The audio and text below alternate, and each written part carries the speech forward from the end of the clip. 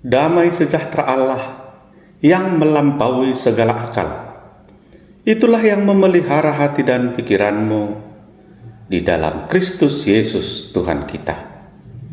Amin. Bapak, Ibu, Saudara-saudari terkasih dalam nama Tuhan Yesus Kristus, selamat berjumpa kembali melalui media channel YouTube AB Ministry ini.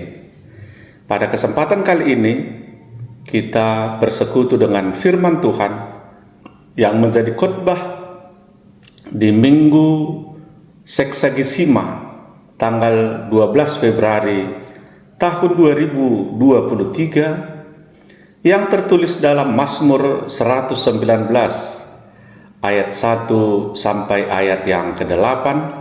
Demikian pembacaan firman Tuhan. Bahagianya orang yang hidup menurut Taurat Tuhan. Berbahagialah orang yang hidupnya tidak bercela, yang hidup menurut Taurat Tuhan. Berbahagialah orang yang memegang peringatan-peringatannya, yang mencari Dia dengan segenap hati, yang juga tidak melakukan kejahatan, tetapi yang hidup menurut jalan-jalan yang ditujukannya. Engkau sendiri telah menyampaikan titah-titahmu, supaya dipegang dengan sungguh-sungguh. Sekiranya hidupku tentu untuk berpegang pada ketetapanmu, maka aku tidak akan mendapat malu apabila aku mengamat-amati segala perintahmu. Aku akan bersyukur kepadamu dengan hati jujur apabila aku belajar hukum-hukummu yang adil. Aku akan berpegang pada ketetapan-ketetapanmu. Janganlah tinggalkan aku sama sekali. Demikian pembacaan firman Tuhan. Bapak Ibu yang dikasihi oleh Tuhan Yesus Kristus, tema kita di minggu ini adalah kebahagiaan hidup menurut Taurat Tuhan. Pertanyaan kepada kita adalah, apakah yang menjadi kebahagiaan kepada kita hari ini? Kalau pertanyaan itu disampaikan kepada kita masing-masing, pasti kita punya jawaban yang berbeda. Karena masing-masing orang secara manusiawi mempunyai kebahagiaannya sendiri, mempunyai alasan dia untuk berbahagia ketika dia menemukan satu hal di dalam kehidupannya. Artinya, secara manusiawi, kebahagiaan itu berbeda bagi setiap orang, tergantung apa yang menjadi target di tengah-tengah kehidupannya. Jadi kebahagiaan menurut dunia ini, menurut kita secara pribadi lepas pribadi, dan kebahagiaan menurut Taurat Tuhan itu berbeda.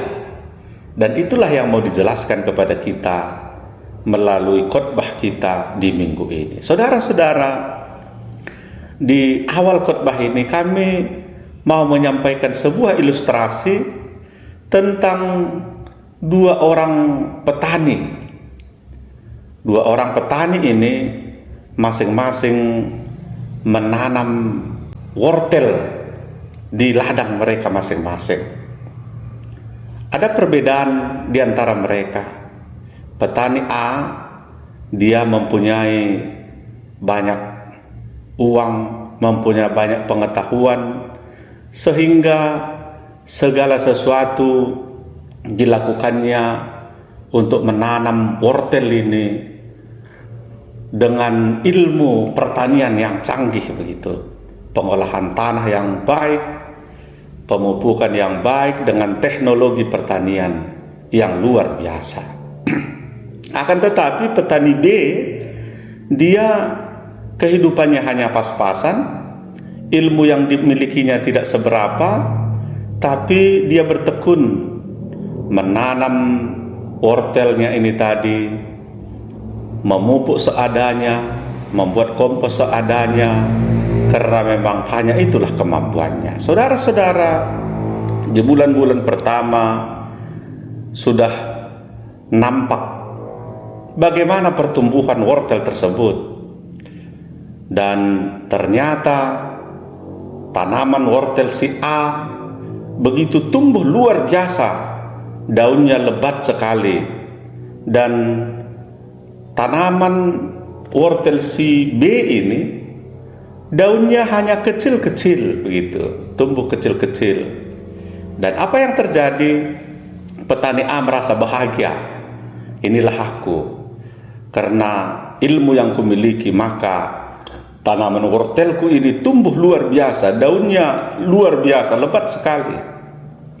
Dia bahagia, bahkan menyombongkan diri karena tanamannya begitu subur nampak dari daunnya. Dan petani B melihat daun wortelnya begitu kecil-kecil, dan dia merasa kurang berbahagia karena hal tersebut. Walau demikian, dia tetap setia mengurus tanamannya semampunya dan senantiasa berdoa untuk keberhasilan tanaman wortelnya tersebut. Hari senantiasa berjalan dan tibalah saatnya bulan untuk memanen tanaman wortel tersebut. Tapi saudara-saudara, apa yang terjadi?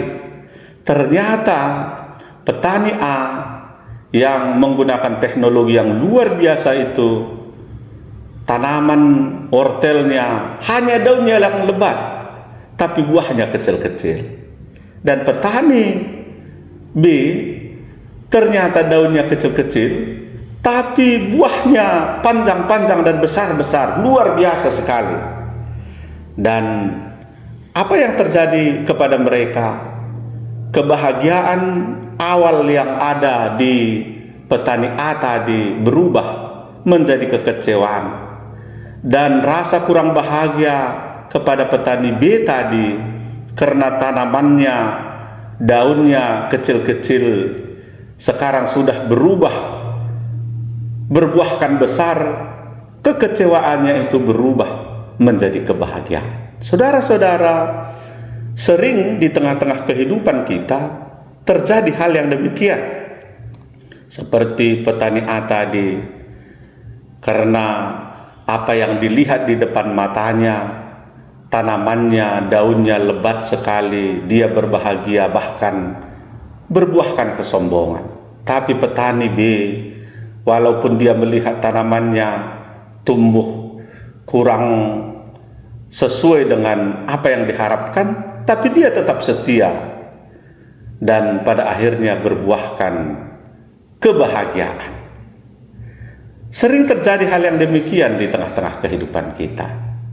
Kebahagiaan itu datang menurut ukuran kita. Sering kita tidak melibatkan Tuhan di dalam kebahagiaan kita, sehingga seringkali kebahagiaan itu berubah menjadi hal yang mengecewakan di tengah-tengah kehidupan kita. Untuk itu, di tengah-tengah kehidupan kita hari ini, kita mau belajar melalui firman Tuhan ini, bahwasanya kebahagiaan itu bukanlah apa yang kita nampak di depan mata, yang membuat kita secara pribadi bisa berbahagia. Tapi kebahagiaan yang sesungguhnya adalah ketika kebahagiaan itu menurut Taurat Tuhan. Bagaimanakah kebahagiaan menurut Taurat Tuhan? Inilah yang mau diungkapkan kepada kita melalui khotbah kita hari ini. Dan kebahagiaan menurut Taurat Tuhan yang pertama, seperti kita dengarkan tadi di firman Tuhan yang sudah kami bacakan, yang pertama adalah hidup tidak bercela dan hidup menurut Taurat Tuhan. Saudara-saudara, kehidupan kita di tengah-tengah perjalanan hidup di dunia ini, sesungguhnya kodrat manusia itu adalah hidup di dalam dosa, hidup bercela. Sering manusia itu mengandalkan pikirannya sendiri. Tapi bagaimanakah hal tersebut bisa kita jauhkan di tengah-tengah kehidupan kita adalah ketika kita mendekatkan diri kepada Tuhan. Dengan cara apa? Mendengarkan firman Tuhan, datang beribadah kepada Tuhan, sehingga firman Tuhan senantiasa selalu merasuki kehidupan kita, selalu mempengaruhi kehidupan kita. Kalau kita datang ke tempat-tempat yang menyajikan hal-hal duniawi misalnya, itu pasti akan mempengaruhi kehidupan kita. Tapi ketika kita datang kepada Tuhan melalui ibadah, melalui persekutuan-persekutuan Kristen, maka tentu yang diperdengarkan kepada kita adalah firman Tuhan. Bagaimana ajaran-ajaran Tuhan, sehingga itu yang mengubahkan kehidupan kita. Firman Tuhan di 2 Timotius 3 ayat 16 berkata, segala tulisan yang diilhamkan Allah memang bermanfaat untuk mengajar, untuk menyatakan kesalahan, untuk memperbaiki kelakuan, dan untuk mendidik orang dalam kebenaran. Jadi ketika kita senantiasa dengar-dengaran akan firman Tuhan, itulah yang mengajar kita, mengingatkan kita atas perbuatan-perbuatan yang mungkin sudah menyimpang dari firman Tuhan. Dan ketika kita diingatkan, tentu kita menjadi tersentak, kita menjadi sadar bahwasanya rupanya jalanku ini sudah jauh dari Tuhan, dan karenanya maka kita menjadi berubah, menjadi sadar akan hal yang sudah tidak sesuai dengan firman Tuhan dalam kehidupan kita. Dan janji Tuhan kepada orang-orang yang melakukan firman-Nya, kepada orang-orang yang tidak bercela, seperti bisa kita baca di Mazmur 84 ayat 12, mengatakan ia tidak menahan kebaikan dari orang yang hidup tidak tercela. Walaupun kodrat kita sebagai manusia adalah orang berdosa, tapi kita mau senantiasa belajar setiap hari untuk meninggalkan dosa, untuk melakukan hal-hal yang baik, untuk hidup tidak bercela, memperbaiki diri hari demi hari di tengah-tengah kehidupan kita. Saudara-saudara, berikutnya ketika kita menjalani kehidupan kita, tentu kita juga senantiasa menurut Taurat Tuhan. Apa artinya? Artinya melakukan segala sesuatu yang diperintahkan oleh Tuhan dan menjauhkan segala sesuatu yang berkenan kepadanya. Bagaimana kita tahu itu berkenan kepada Tuhan?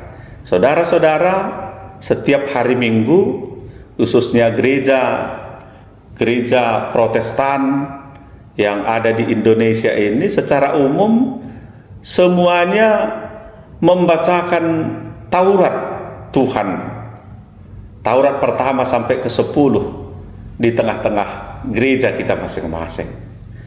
Bagaimana kita diingatkan oleh Tuhan untuk mengasihi Allah dan mengasihi sesama manusia. Dan ketika kita melakukannya, itulah yang dikatakan melakukan Taurat Tuhan atau hidup menurut Taurat Tuhan di tengah-tengah kehidupan kita. Saudara-saudara, kebahagiaan kedua menurut Taurat Tuhan adalah memegang peringatan-peringatannya dan mencari Tuhan dengan segenap hati. Bagaimana kita di tengah-tengah hidup ini memegang teguh akan janji adalah sebuah komitmen. Apabila kita berjanji dengan seseorang misalnya, maka untuk memastikan bagaimana janji itu kita pegang teguh, kita tepati, itu merupakan sebuah komitmen di antara kita. Jadi kalau dikatakan memegang peringatan-peringatan Tuhan, memegang Taurat Tuhan, tentu itu adalah komitmen kita dengan kesadaran penuh akan melakukan apa yang diperintahkan Tuhan di tengah-tengah kehidupan kita. Dan selanjutnya, segenap hidup kita mencari Tuhan dengan segenap hati. Apa artinya? Mencari Tuhan dengan segenap hati artinya hidup kita dalam kondisi apapun tetap mengutamakan persekutuan kita dengan Tuhan dalam situasi dan kondisi apapun. Sesibuk apapun, kita tidak pernah meninggalkan Tuhan. Ada banyak orang karena kesibukannya lupa datang beribadah ke gereja, karena kesibukannya lupa bersekutu dengan Tuhan, karena kesibukannya bahkan meninggalkan Tuhan di tengah-tengah kehidupannya. Hari Minggu adalah hari yang ditentukan oleh Tuhan untuk kita datang beribadah. Tapi ada banyak orang karena hari Minggu tersebut tidak lagi dipakai untuk datang ke gereja, tapi mereka pergi jalan-jalan, pergi camping-camping untuk menghabiskan waktu, menyenangkan diri, tapi ternyata lupa menyenangkan Tuhan di tengah-tengah kehidupan keluarganya. Untuk itu kita diajari agar senantiasa memegang perintah-perintahnya dan mencari Tuhan dengan segenap hati, dengan cara berusaha melakukan hal-hal yang diperintahkan oleh Tuhan sebagai komitmen kita, pengikut-pengikut Tuhan, anak-anak Tuhan yang senantiasa mencari Tuhan dengan cara memuliakan Tuhan lewat segenap kehidupan kita. Yang ketiga, Bapak Ibu Saudara-saudara, firman Tuhan katakan tadi, tidak melakukan kejahatan. Apakah itu kejahatan? Kejahatan adalah pelanggaran norma yang dilakukan secara sadar oleh seseorang dan akibatnya merugikan orang lain. Jadi pada saat ini kita diharapkan semakin menyadari bahwa kejahatan itu adalah sebuah pelanggaran norma, ketentuan, dan itu dilakukan secara sadar. Akibatnya orang lain dirugikan melalui apa yang kita lakukan. Untuk itu setiap kita diharapkan menjauhkan kejahatan di tengah-tengah kehidupan kita. Dan itulah yang membuat kebahagiaan menurut hukum Taurat dalam khotbah kita minggu ini. Untuk itu pertanyaan berikutnya adalah, sudahkah kita berbahagia hari ini? Kalau itu ditanyakan kepada kita masing-masing, tentu kita perlu memperbaiki motivasi diri kita. Kita perlu memperbaiki apa yang menjadi kebahagiaan kepada kita. Kalau di awal tadi kami sampaikan bahwasanya kebahagiaan itu tergantung setiap orang sesuai dengan kebutuhan dan keinginannya, itu adalah kebahagiaan secara duniawi. Tapi kebahagiaan sesuai dengan hukum Taurat Tuhan yang sudah kami sampaikan tadi kepada kita, pertama, hidup tidak bercela dan hidup menurut Taurat Tuhan. Yang kedua, memegang peringatan-peringatannya dan mencari Tuhan dengan segenap hati. Dan ketiga, tidak melakukan kejahatan. Itulah kebahagiaan sejati di dalam Tuhan. Untuk itu, milikilah hal-hal yang demikian sehingga kita bisa memiliki kebahagiaan yang sejati. Tidak seperti petani wortel yang menyombongkan diri tadi, Ternyata kebahagiaannya itu semu. Dia hanya melihat apa yang di depan mata. Ternyata di balik itu ada hal yang mengecewakan di tengah kehidupannya. Milikilah kebahagiaan sejati di dalam Tuhan melalui melakukan Taurat Tuhan, melakukan sesuai dengan apa yang diperintahkan Tuhan dalam hidup kita. Amin. Mari kita berdoa. Terima kasih Tuhan buat firman Tuhan yang sudah kami dengarkan. Biarlah itu memperbaiki motivasi diri kami untuk memperoleh kebahagiaan di dalam Tuhan. Dalam nama Yesus Kristus kami berdoa dan mengucap syukur.